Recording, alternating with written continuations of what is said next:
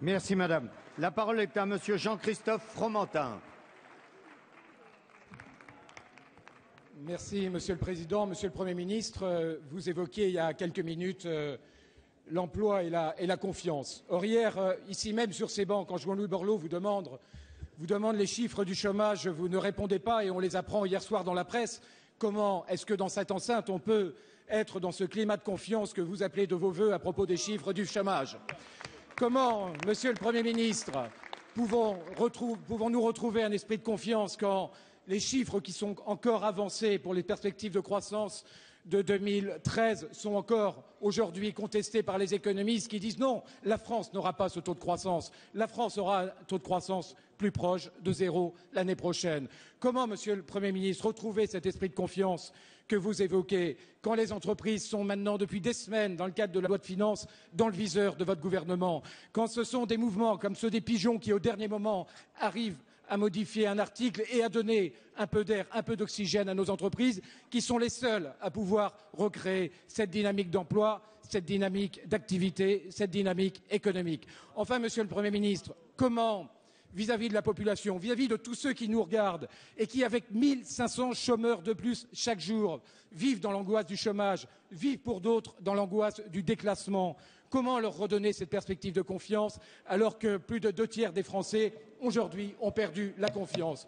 Moi, je vous renvoie à la lecture du livre d'Alain Peyrefitte, La société de confiance, qui avait repris comme ça les grands modèles économiques et disait « c'est la transparence qui donne cette perspective de confiance, qui donne cette dynamique économique, qui donne cette dynamique d'emploi ». Aujourd'hui, on voit bien, le chômage est à 40% en France, un chômage de longue durée, un chômage structurel. Ce sont des réformes de fond, pas des réformes de circonstances qu'il faut impulser. Ce sont des véritables réformes qui engagent la France, qui lui redonnent un avenir. Ce n'est pas le cas des emplois d'avenir, c'est le cas de réformes bien plus courageuses. Merci. Merci.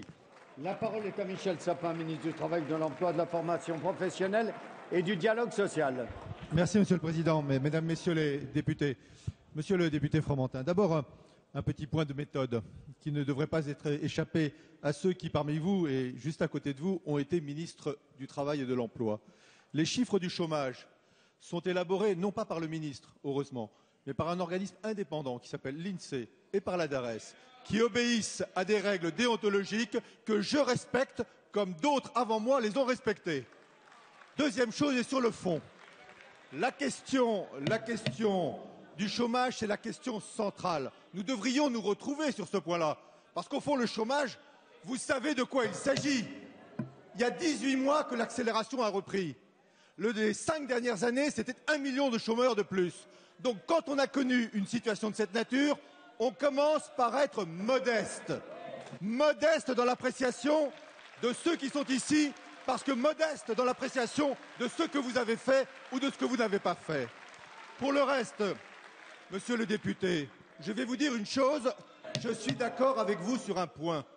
Quand on se bat contre le chômage, quand on se bat pour l'emploi, on n'utilise pas une seule mesure. Oui, les emplois d'avenir, c'est tellement nécessaire que vous-même, vous l'avez voté. Et nous le mettons en œuvre en l'espace de quelques semaines. Oui, le contrat de génération qui va être présenté ici est tellement nécessaire que j'espère que vous allez le voter très largement sur ces bancs. Oui, il faut aussi des réformes de structure, des réformes en profondeur. C'est le crédit d'impôt dont nous verrons dans quel sens vous vous prononcerez pour le soutenir ou ne pas le soutenir.